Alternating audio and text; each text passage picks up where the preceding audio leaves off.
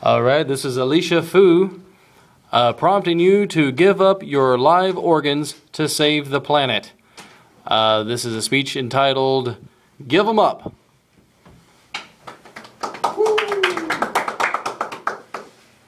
The death of an unregistered donor means that medical personnel have to ask the next of kin for permission to harvest those organs before they die, because your tissue starts to die as soon as your brain does. You don't have oxygen coming to your system anymore, and the organs start to fail, so they need to know as soon as you pass away whether it's okay to take those organs out so they do not die, so make it into the next body.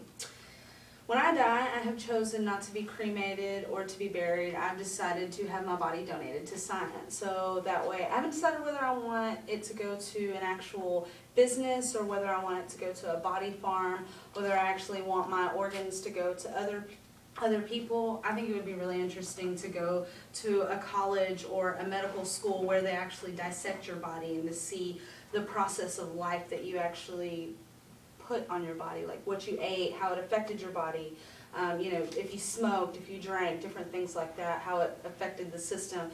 And you never know, that doctor could, cure cancer one day. Transplantation, it gives hope to thousands of people every year with organ failure. It gives them a new lease on life.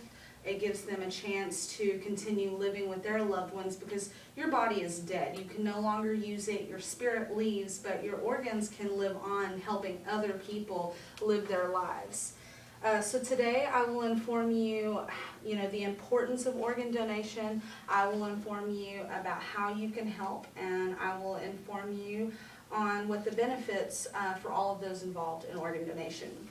So first is the problem that exists today. There are over 110,000 people on the organ donor list, according to Wharton@knowledge.com. Organs fail all the time. They do not discriminate against age, race, weight, religion, background, sexual orientation, none of that. If they decide to fail, there's not really much you can do about it except for keep yourself comfortable until you can get a new organ. According to organdonor.gov, more than 50% of people who receive an organ donation actually survive. And those are actually really low numbers. The actual website says that most people with kidney and liver organ transplants actually survive up to 60 to 70% of the time. So there's a really, really high success rate there if you're willing to take that step to, help someone else out. You can donate pretty much all of your body. You can donate your liver, you can donate your kidneys, you can donate your pancreas, you can even donate your skeleton to have it mounted for medical students to actually see what your skeleton looks like. This book right here has a couple of pictures of what those actual organs look like, where they actually come from, give you a little background on the breakdown of those organs and tissues that you can actually donate, if y'all would like to take a look at those. Next, how can you help? There are many different websites and forms that you can sign up on to become an actual organ donor. The most popular of those includes the driver's license form that you fill out when you go into the DMV. On the back side, there's about 10 questions that they actually ask you, but on the back side of it, there's a little option that asks whether you'd like to be an organ donor, and you just check the little box, which is not really any hindrance to anybody in particular. There are quite a few different websites, national donor websites, that you can get on to actually sign up, so that way your family doesn't have to make that choice for you. There is organ donor websites on these cards right here if you'd like to take one for yourself for future reference later. And you can just go there and you sign up. It's a really easy process. Just fill out your name and your age and your social security number, different information like that, age. I don't think there's no cost to your family to have your organs donated, so it's really not a problem for anybody in particular, except for the doctors who are actually harvesting it, and they're saving a life, so they're not really worried about it. So, and the most important thing that you can do is tell your friends and family or your next of kin what your wishes are whenever you pass away. There's always a will that you can fill out, but not everybody has the money to hire a lawyer to fill out a will. So let your mom or dad know, brother, sister, wife, husband, just let them know that you want your organs donated.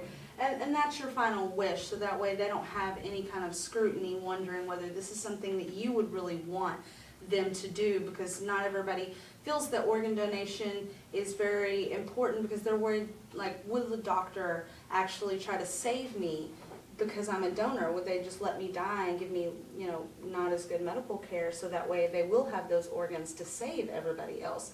And that's not really been proven anywhere ever. They've done statistics, and that's definitely not a factor. Last, organ transplants, they do wonders for very, very many people. You know, what are the benefits of this? There really is no feeling on earth that equates the feeling of getting a new organ for someone. You know, it's like getting a new pair of shoes, or, you know, having a new baby. It's like a new lease on life. It's a new adventure for that person, a healthier adventure nonetheless. 18 people will die each day from organ failure.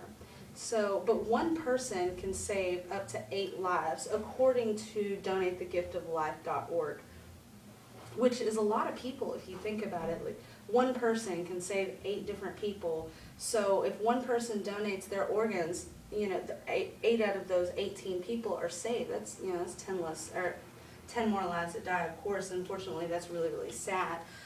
But we also have some stories right here of some surviving organ donors, some of their success stories. If y'all want to take a look at those and read them, that's a story about a mother and a daughter, who the daughter donated her kidneys to the mother, and then later the mother actually saved someone else through another form of organ donation.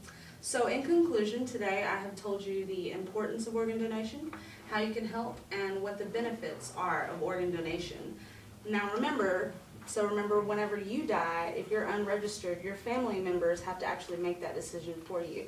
And that's not a decision you want to leave on someone who is mourning for you after, you know, you've been hurt or in a terrible car accident. That's a loss of a family member. So they're not thinking straight, but you really want to make that transition as easy as possible for those guys.